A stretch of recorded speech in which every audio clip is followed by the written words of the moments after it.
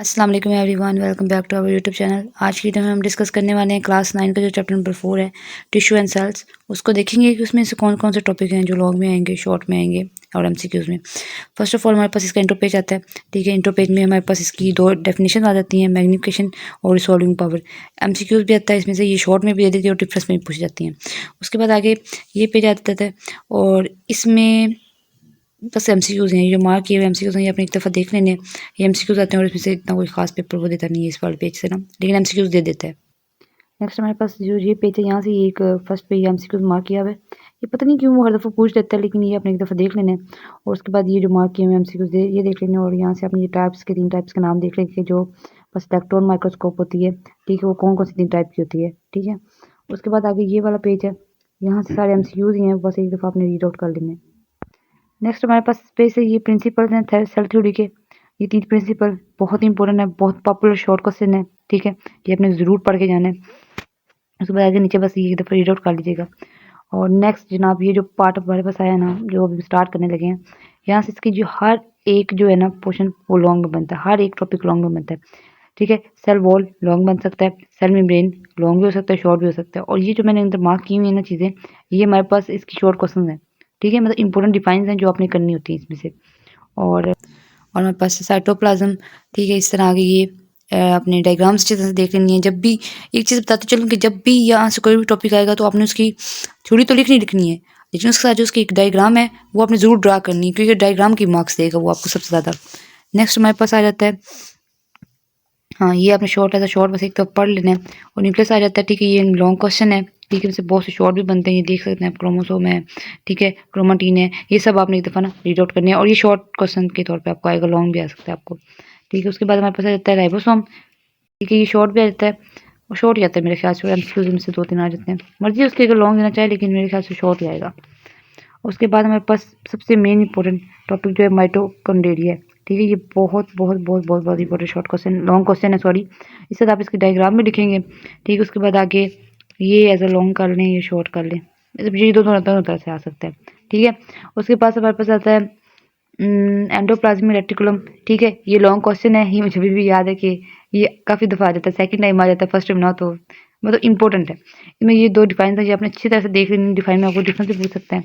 ठीक है, उसके बाद आगे हमारे पास, हाँ ये एज अ शॉर्ट है, बस एक दफ़ा पढ़ लीजिए।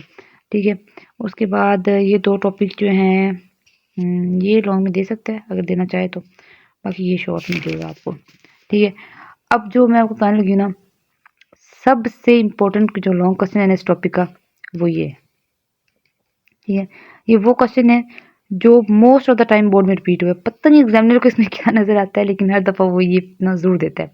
फर्स्ट टाइम देगा, फर्स्ट टाइम ना हो तो सेकंड टाइम दे देगा। ठीक है, लेकिन ये आपको ज़रूर देगा, यूरोटिक सेल और पीरियोटिक सेल्स। ठीक है, ये आपने ज़रूर पढ़ लेना है। और उसके बाद आगे ये एमसीक्यूज और शॉर्ट के लिए कर देना। हाँ, ये nerve cell, muscle cell, red blood cell, some skin cell, ये आपने जो है ना सेल्स ये दफ़ा ज़रूर पढ़ लेने, ये एमसीक्यूज और शॉर्ट में आपसे पूछ सकता है वो। ठीक है, और ये पढ़ के जाइएगा भाई एक दफ़ा, कुछ और ना भी एमसीक्यूज।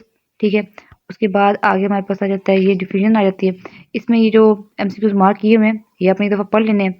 और इसमें एक डेफिनेशन है जो बहुत इंपॉर्टेंट है, एक्टिव पैसिव ट्रांसपोर्ट की। ठीक है, ये कर लीजिएगा।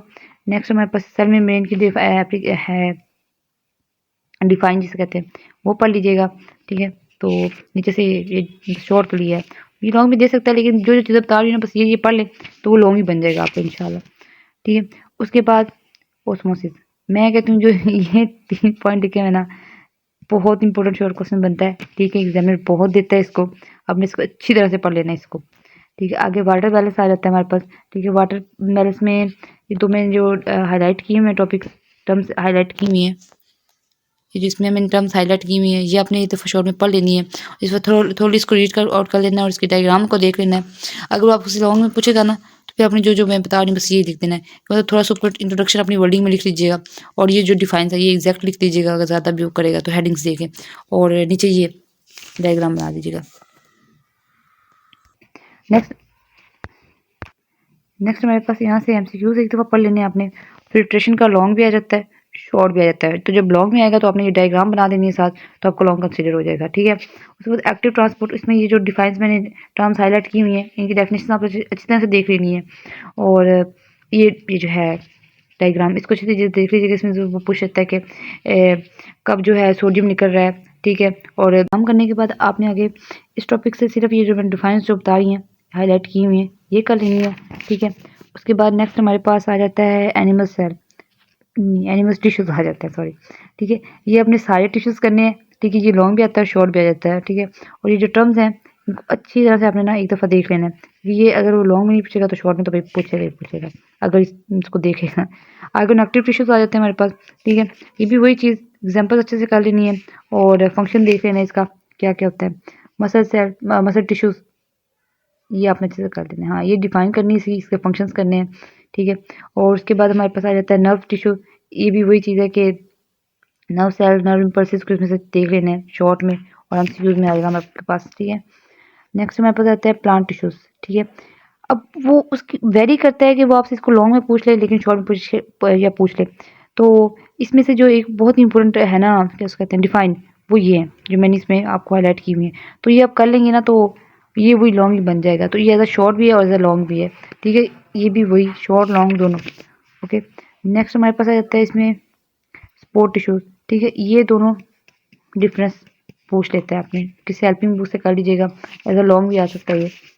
और बस नेक्स्ट हमारे पास आ जाता है इसमें से फ्लेम टिश्यूज। फ्लेम टिश्यूज जो है इसमें से, हाँ, ये शॉर्ट ही आएगा, इसका फंक्शन पूछ लेंगे वो शॉर्ट में, बस और कुछ भी नहीं इस चैप्टर से।